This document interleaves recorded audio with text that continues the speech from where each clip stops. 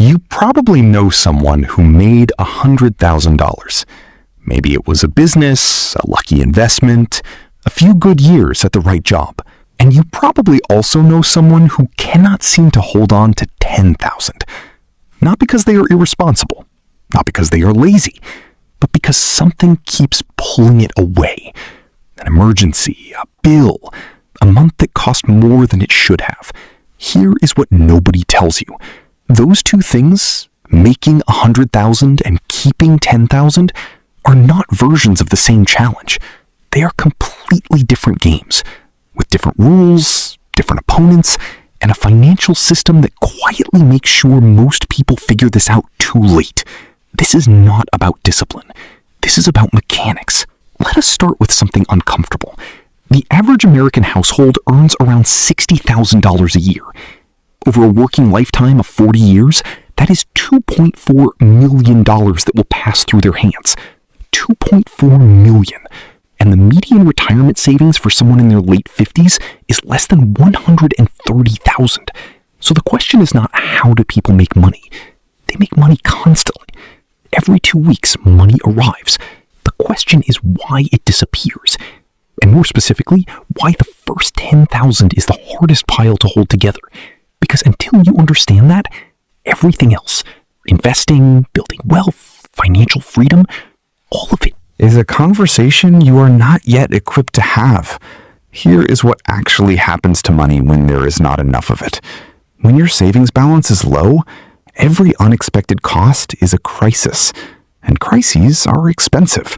Your car breaks down. You do not have the cash, so you put it on a card at 22% interest. The repair costs $800, but by the time you pay it off across 6 months, it costs you closer to $1,000.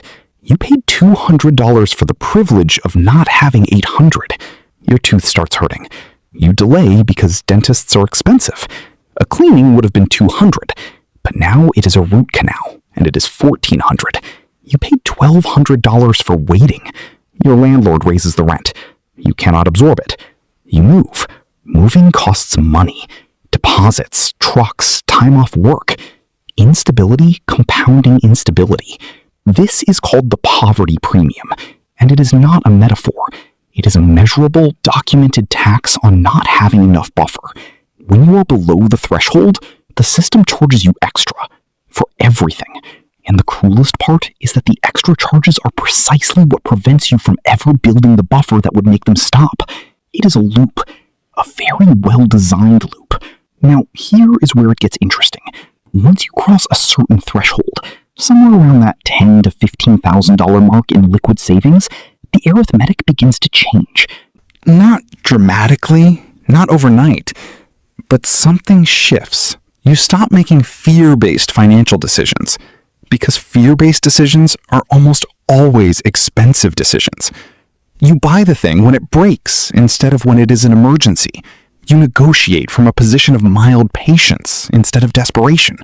You stop rolling over debt at punishing rates because you have an alternative.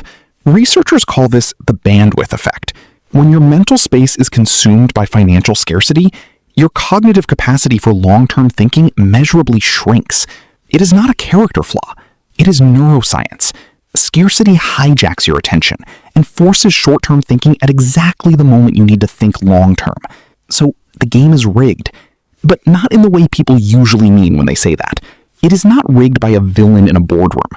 It is rigged by a system that rewards stability with more stability and punishes instability with more instability. The rules are not secret.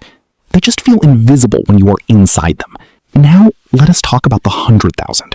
Because here is the irony. Once you have $100,000, the hardest part is mostly over. Not emotionally, not motivationally, mechanically.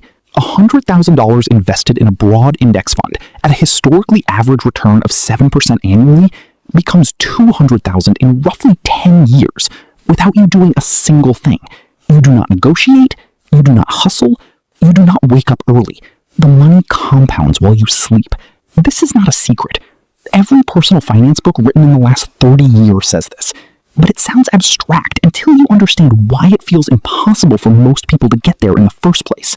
The distance between 0 and 10,000 is not just $10,000. It is the distance between playing a game where every bad month resets you and playing a game where bad months are absorbed and forgotten. The distance between 10,000 and 100,000 is just time and discipline. Hard, but linear. The distance between 100,000 and 1,000,000 is mostly patience. The math does most of the work, but that first 10,000, that is the moat. And the moat is protected by a system that has a financial interest in you never crossing it. Think about who profits when people stay below the threshold. Payday lenders, credit card companies collecting revolving interest, rent-to-own furniture stores, buy now, pay later platforms that have quietly become one of the fastest growing financial products among people under 35. None of these industries exist to serve people who have $10,000 in savings. They exist for the gap, for the space between what people earn and what they can absorb. And they are not predatory in the dramatic, cartoonish sense. They are legal. They are often convenient. Sometimes they are genuinely useful in a crisis. But structurally, they extract wealth from the part of the population that can least afford to lose it. And they do it in increments small enough to feel manageable.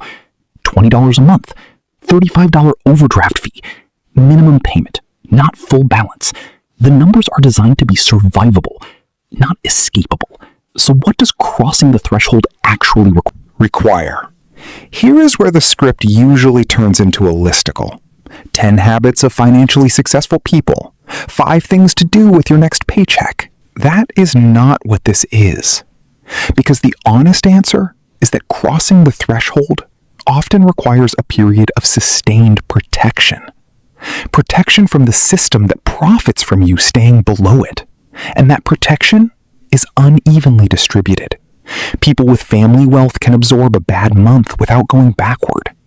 People with professional networks find opportunities that are not publicly advertised. People in certain zip codes have access to better financial products at lower rates. None of this is scandal. It is just how accumulated advantage compounds, the same way accumulated disadvantage does.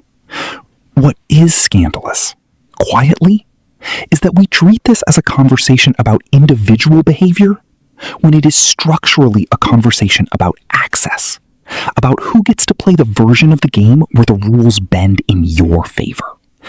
Here is the thought you should leave with. If you currently have less than $10,000 in savings, you are not losing a wealth-building competition. You are playing a completely different game than people who have crossed that line. Different stakes, different penalties, different opponents.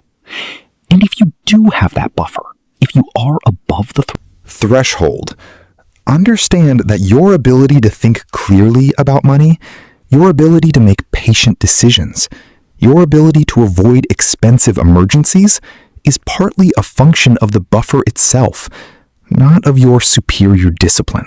The first 100,000 is not 10 times harder than the first 10,000. In many ways, it is easier. And that is either the most motivating thing you have heard about money in a long time, or it is the most unsettling, depending on where you are standing right now.